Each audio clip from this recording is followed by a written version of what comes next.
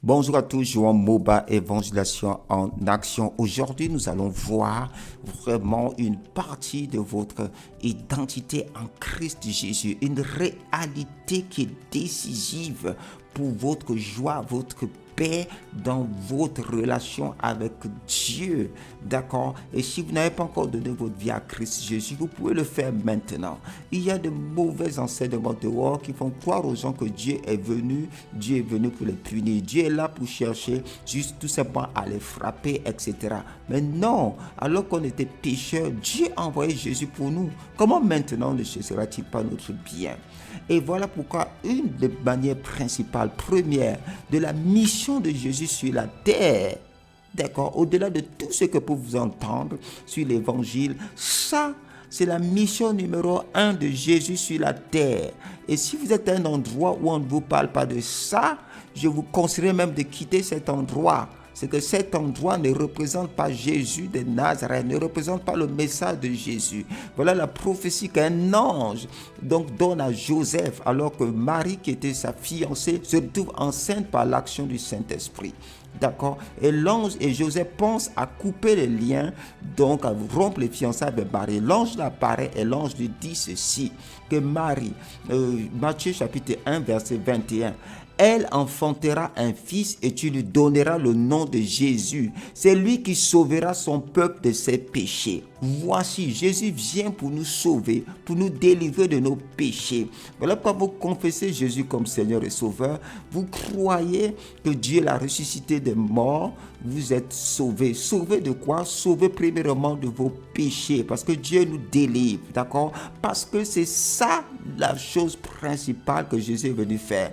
Jean chapitre 16 au verset 9, on dit que le Saint-Esprit va convaincre tout homme, c'est ce qu'il a aussi fait dans ma vie, en ce qui concerne le péché, parce qu'il ne croit pas en moi. C'est ce que Jésus a dit. Donc le péché aujourd'hui de l'humanité, le péché principal, c'est de ne pas croire en Jésus. C'est de ne pas croire que Jésus est venu pour nous délivrer de nos péchés. D'accord? C'est ça un problème. Il est venu pour ça. C'est quand c'est en croyant du cœur au message de Jésus qu'on parvient à la justice, à être juste, et c'est en confessant de la bouche qu'on parvient au salut. Donc maintenant on va voir en ce qui concerne le message d'aujourd'hui. Vous êtes le juste de Dieu. Vous n'êtes plus un pécheur. Si vous avez donné votre vie à Christ Jésus, vous êtes devenu le juste de Dieu. Et ça, on va lire dans Romains. D'accord, on va voir Romains chapitre 5 au verset 19. Donc, on parle de la désobéissance d'Adam et de l'obéissance de Christ. Car, quand par la désobéissance d'un seul homme, beaucoup ont été rendus pécheurs, de même par l'obéissance d'un seul, beaucoup seront rendus justes. Vous voyez?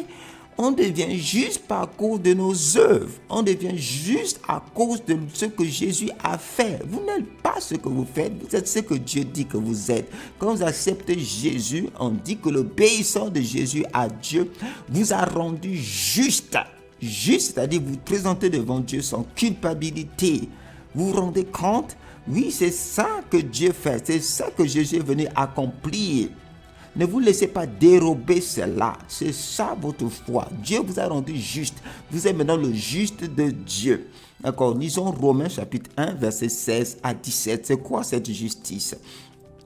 Car je n'ai point honte de l'évangile. C'est une puissance de Dieu pour le salut de quiconque croit, du juif premièrement, puis du grec. Parce qu'en lui est révélée la justice de Dieu par la foi. Et pour la foi, selon qu'il est écrit, le juste vivra par la foi. Vous voyez, la justice par la foi est ce que Jésus est venu apporter. La foi en son œuvre. On a vu qu'il est mort avec toi à la croix, il est enterré, enseveli avec toi et il est ressuscité avec toi. Et sa résurrection est établie dans la justice. D'accord? Et ce verset de Romains qu'on a lu dit que beaucoup étaient rendus pécheurs par le péché d'Adam et d'autres sont rendus justes. Ça veut dire leur nature.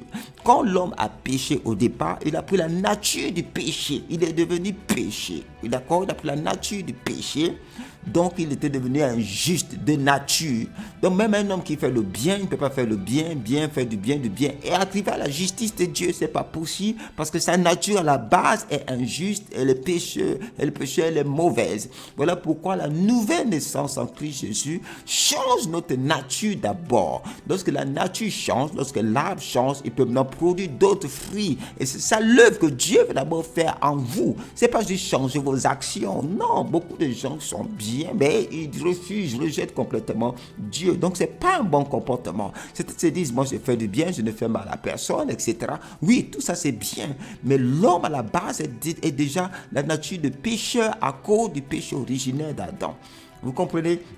Voilà pourquoi c'est dit je vais lire ce passage et vous allez comprendre ici ce que Dieu veut dire. Donc on a pris la nature du péché et Christ nous amène la nature de justice.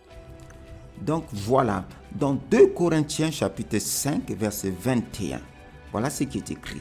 Celui qui n'a point, donc il s'agit de Jésus, celui qui n'a point connu le péché, Dieu l'a fait devenir péché pour nous, afin qu'en lui, nous devenions justice de Dieu. Vous voyez, celui qui n'a point connu le péché, il a fait devenir péché. On n'a pas dit qu'il a juste pris nos péchés, mais il a pris la nature même de péché. Il a fait devenir péché. C'est-à-dire, il a pris cette nature qui était devenue la nôtre, la nature de péché, pour qu'en lui nous devenions, d'accord, justice de Dieu. Donc on a amené une nature de justice. Quand vous avez accepté Jésus, votre nature a changé, d'accord. Vous avez une nouvelle nature qui s'appelle la justice de Dieu. Si vous voyez, c'est comme si vous avez deux arbres. Vous avez un manguier et vous avez un oranger, par exemple. Donc le manguier, même si de temps en temps il peut produire, imaginons qu'il puisse produire même des oranges, vous voyez, et il va toujours finir par produire les mangues parce que c'est sa nature. Vous comprenez? Donc, un mauvais arbre va finir par produire des mauvais fruits, même si de temps en temps on voit de bons fruits dessus. C'est ça la nature du péché. C'est comme une pièce de monnaie. On a pile et face. Donc cette pièce-là aura toujours pile et face dessus. D'accord? Maintenant, vous avez l'autre arbre. L'oranger va produire des oranges. Même si de temps en temps, vous pouvez voir des mauvaises oranges, mais il va produire des oranges par nature. Et c'est ça, la nature de justice va grandir et produire, se révéler, produire maintenant des œuvres qu'on appelle des œuvres de justice.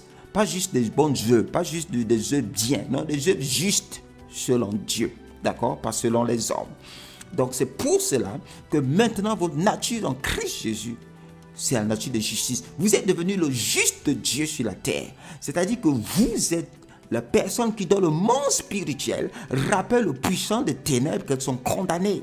Parce que lorsqu'ils voient votre nature, ils voient clairement le jugement qui a déjà été proclamé sur eux. Vous avez la nature, vous devenez le juste de Dieu.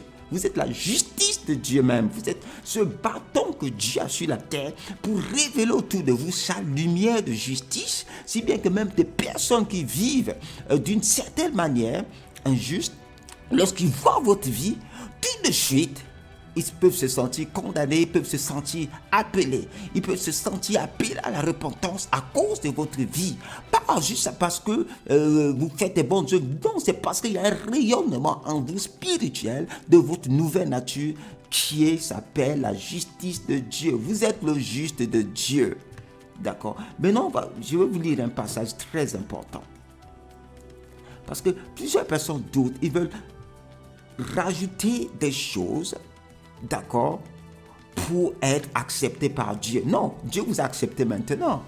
Dieu vous donne sa justice maintenant. Maintenant, il vous relâche pour marcher dans la justice. C'est pas comme à l'époque, dans l'Ancien Testament, celui qui pratiquait juste des actes, faisait juste certains actes, qui suivait juste certaines lois, on le déclarait juste. Non, Dieu vous déclare juste et vous libère maintenant, par la foi maintenant que vous êtes devenu juste, à vivre une nouvelle vie. C'est différent, c'est complètement notre paradigme que Christ a amené. Dans Romains chapitre 10, verset 2 à 9, il y a des personnes qui vivent ici. Donc l'apôtre Paul dit par rapport au peuple juif à l'époque dans lequel il se trouvait, aujourd'hui on a aussi beaucoup de concepts qui marchent dans ce sens-là. Voilà, je leur rends le témoignage qu'ils ont du zèle pour Dieu, mais sans intelligence, ne connaissant pas la justice de Dieu, et cherchant à établir leur propre justice, Ils ne se sont pas soumis à la justice de Dieu, car Christ est la fin de la loi pour la justification de tous ceux qui croient. Donc vous voyez, Christ est venu établir un nouveau type de justice qu'on appelle la justice par la foi. C'est plus la justice par la loi, d'accord, qui est d'actualité. Et c'est là où plusieurs s'égarent. J'ai fait ceci, c'est fini pour moi. Non, garde ton cœur sur la foi en ce que Jésus a dit. Oui, je lutte contre la pornographie, je suis encore tombé. Et voilà que la masturbation. Oui, relève-toi. D'accord, le juste tombe 7 fois il se relève. C'est pas une affaire de tes forces. Garde ta foi au fait que Dieu t'a rendu juste. Et c'est cette foi dans la justice de Dieu. Cette justice de Dieu-là, tu crois en elle, elle prend la place dans ta vie et elle dégage les actes d'injustice dans ta vie. Est-ce que tu comprends? C'est le moment de croire. Par la désobéissance d'un seul, Adam, on était rendu pécheur. Par l'obéissance de Christ, tu étais rendu juste. C'est ta nature. Hébreux chapitre 10. Et on va finir par là.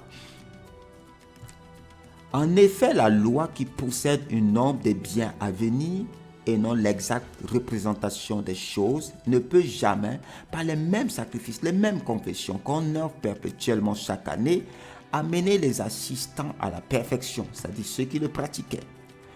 Autrement, n'aurait-on pas cessé d'offrir, de les offrir, parce que ceux qui rendent ce culte, étant une fois purifiés, n'auraient plus eu aucune conscience de leurs péchés.